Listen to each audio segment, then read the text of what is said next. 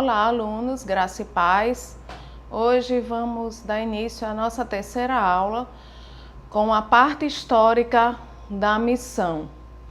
E nós vamos começar com a missão na igreja primitiva e quando os apóstolos deram início à pregação do evangelho. Então, no século I, nós temos alguns acontecimentos importantes. No ano 30, Jesus morre e ressuscita, e essa é a década do derramamento do Espírito Santo e da formação da igreja. Em 35, Estevão morre martirizado e Paulo se converte ao cristianismo e vem a era de grande perseguição. Já no ano 40, o evangelho é pregado através de Filipe, de Pedro e dos demais cristãos perseguidos e alcança a Judéia, Samaria, Etiópia, cidades de Azoto, a Cesareia, Damasco, Tarso, Lídia, Jope, Antioquia, Fenícia, Chipre e Cirene. Em 45, Paulo realiza sua primeira viagem missionária juntamente com Barnabé e levam o evangelho à ilha de Chipre. E aí eles também vão a vários lugares, vão para Perge da Panfilha, vão para Antioquia da Pisídia, onde são perseguidos e expulsos, partem então para Icônio, Listra e Derbe, e para outros e outros lugares, até regressar a Antioquia da Síria. Em 50 ocorre um evento muito importante chamado Concílio de Jerusalém, quando os apóstolos se reúnem e definem a forma de apresentação do evangelho aos gentios. E aí eles decidem evitar a exigência das práticas do judaísmo, mas requerendo uma vida de santidade. Nesse ano, em 50, ocorre a segunda viagem missionária de Paulo. E aí ele vai para lugares como Macedônia, Salmotrácia, Neápolis, Filipos, Apolônia, Tessalônica, Bereia, Atenas, Corinto e Éfeso. E depois novamente regressa a Antioquia via Jerusalém. Em 55 acontece a terceira viagem missionária de Paulo, quando ele parte de Antioquia da Síria, atravessa a região da Galácia e Frígia e chega novamente a Éfeso. Em seu regresso a Jerusalém, ele vai passar pela Macedônia, pela Grécia, pela Ásia, por Filipos, por Mileto, por Pátara, por Tiro e por outras cidades. No ano 60, Paulo é preso em Jerusalém e vai ser conduzido a Cesareia.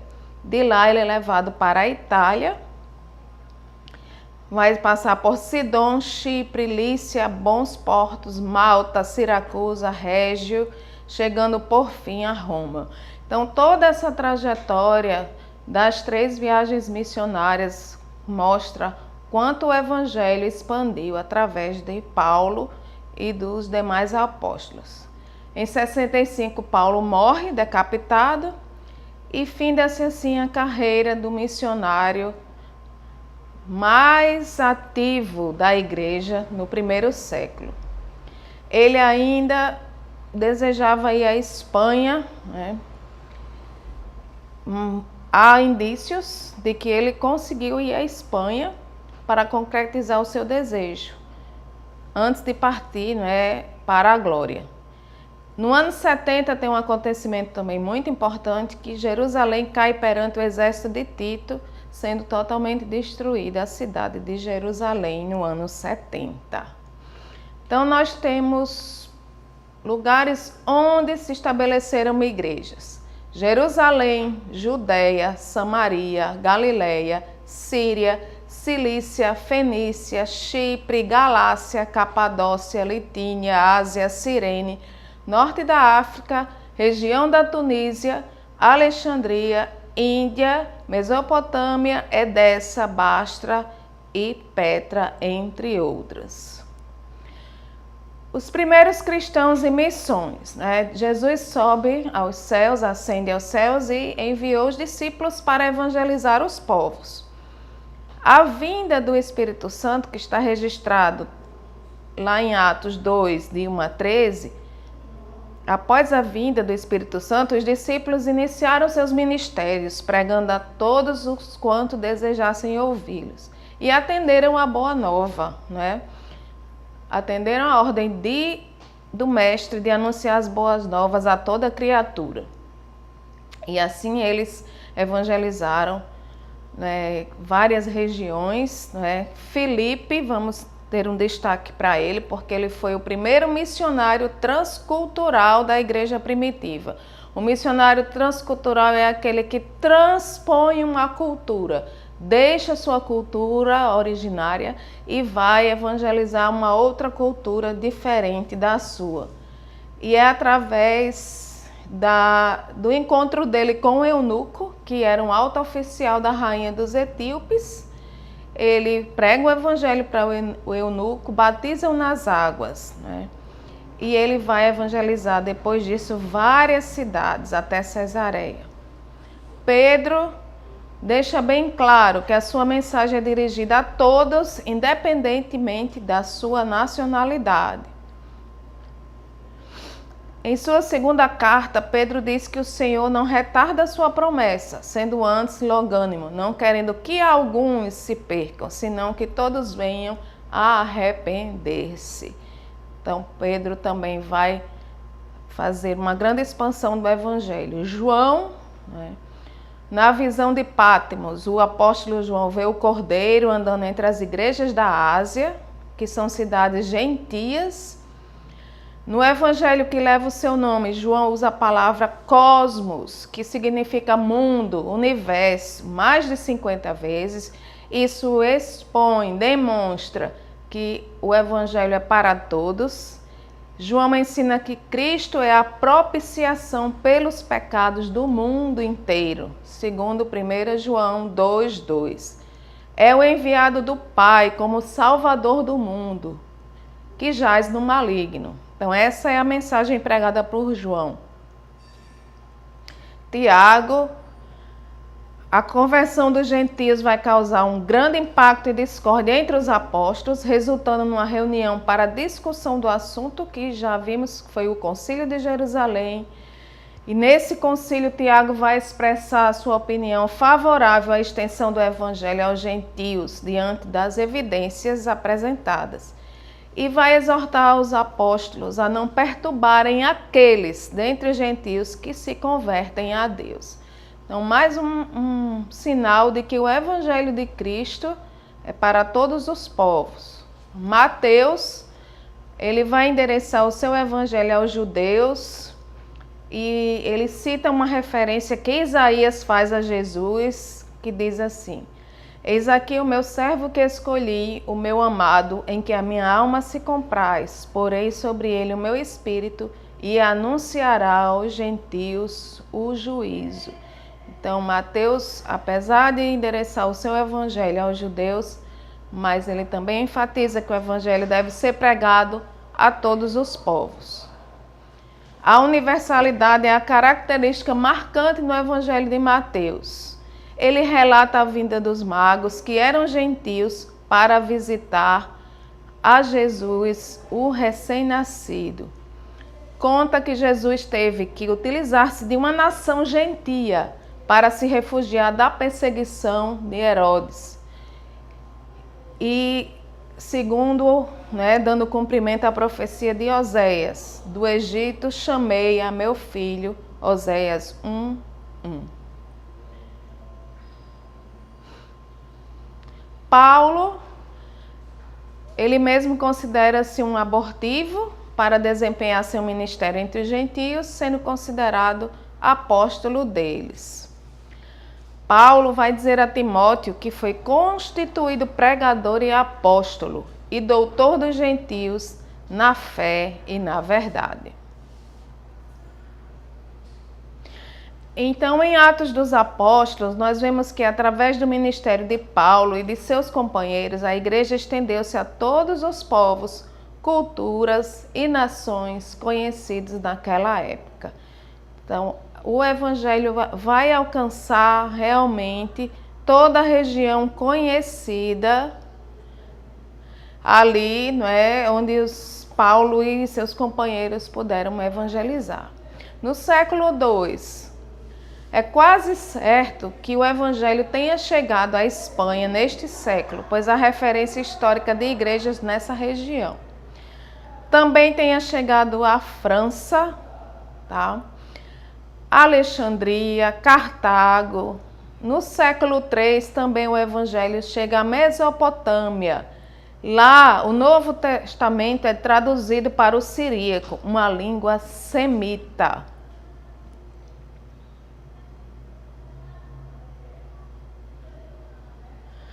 Também chegou à Arábia, chegou ao Egito, certo?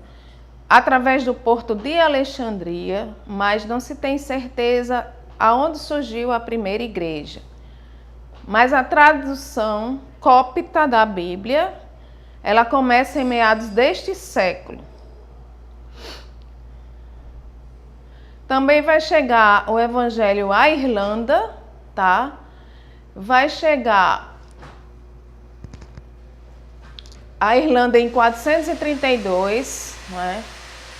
Qual era o método de patrício que evangelizou a Irlanda? Primeiramente, ir ao rei, achar algum líder político, convertê-lo e partir para a evangelização do povo.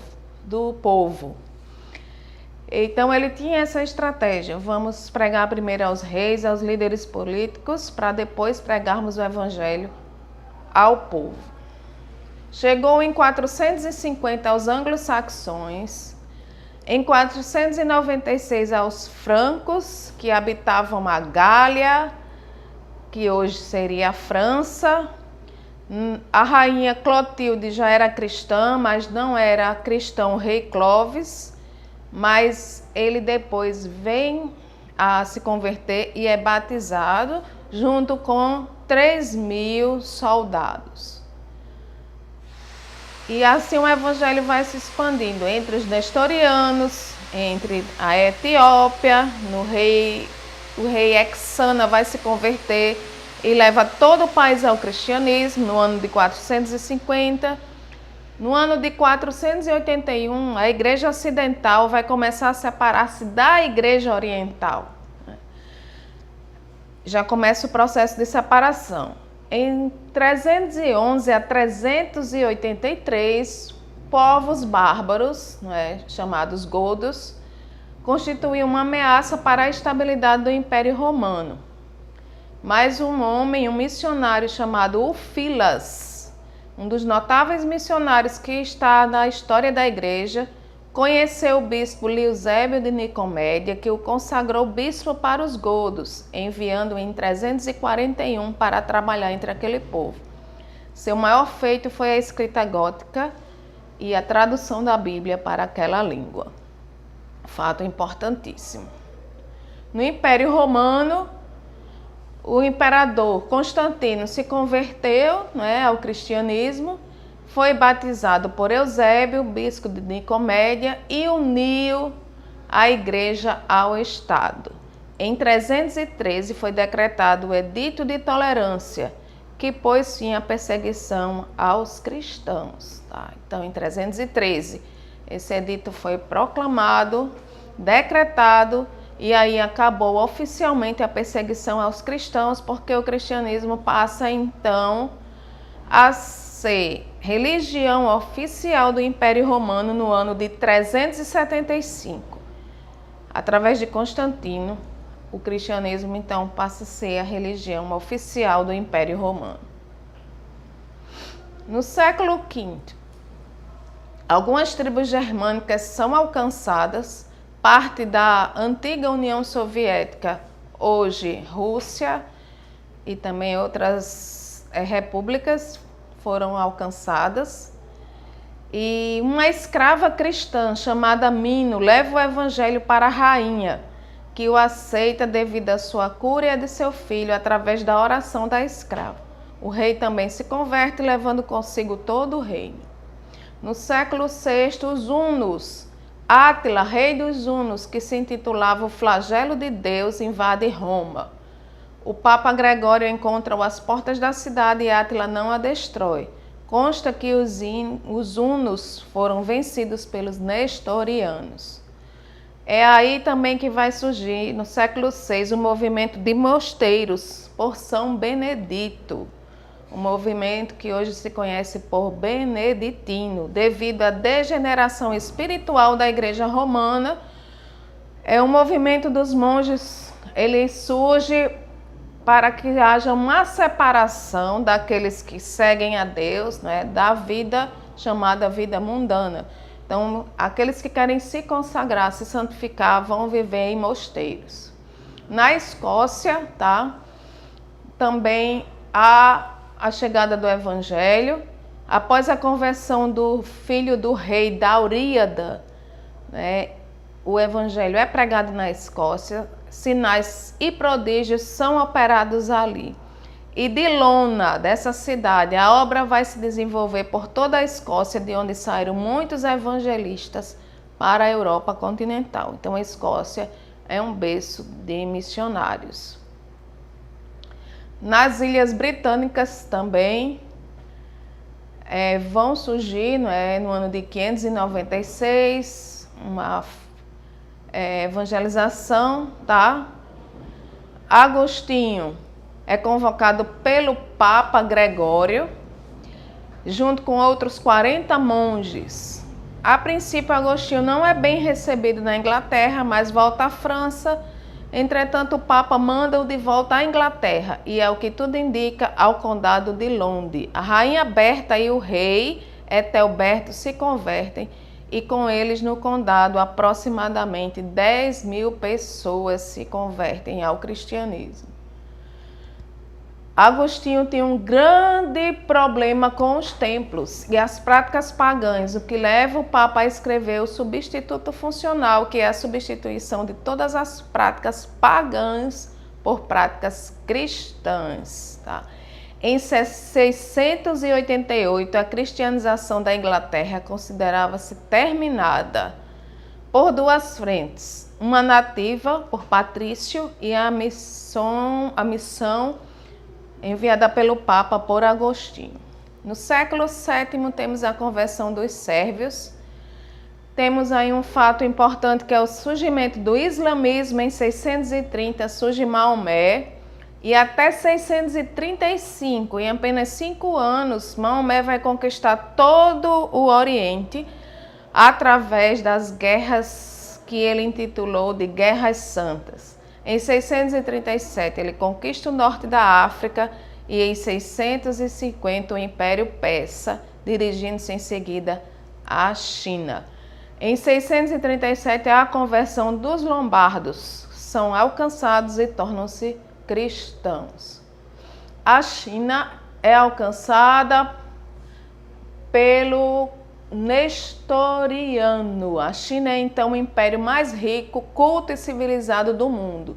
3 coisas comprovam o surgimento do cristianismo na China, tá? O monumento nestoriano na cidade de Xianfu, o hino Glória em Excelsis, com lista de livros cristãos em chinês, encontrado em 1908 nas grutas de Tonhuang, a referência aos cristãos nestorianos em editos imperiais, datados de 683, 745 e 845. Em 98, 6 monges são enviados para a China, mas não encontram vestígios de cristãos do Império. Mas em 1200, sob a dinastia mongol de Gengis Khan, são restabelecidos os direitos aos cristãos.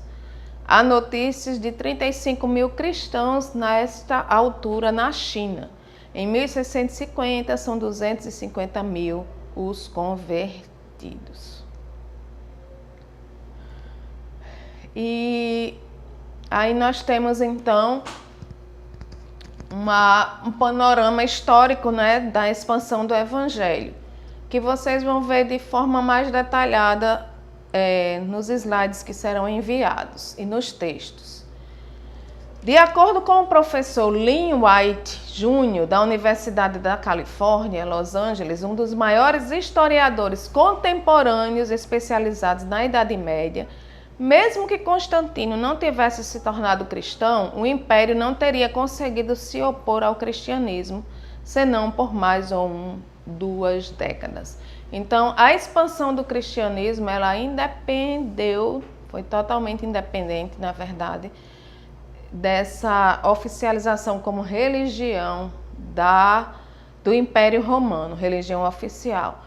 Segundo esse historiador, o cristianismo, essa religião cristã, teria sido levada aos povos, mesmo se não tivesse sido tornado religião oficial, pois era um movimento que tinha uma força muito grande, tanto espiritualmente, como também de pessoas que iam se convertendo e iam passando essa mensagem avante. Então, o cristianismo, ele se expandiu, mesmo se tornando a religião oficial de Roma, mas o cristianismo, ele chega a muitas regiões, ele alcança o mundo conhecido e é então uma mensagem que é levada para muitos povos.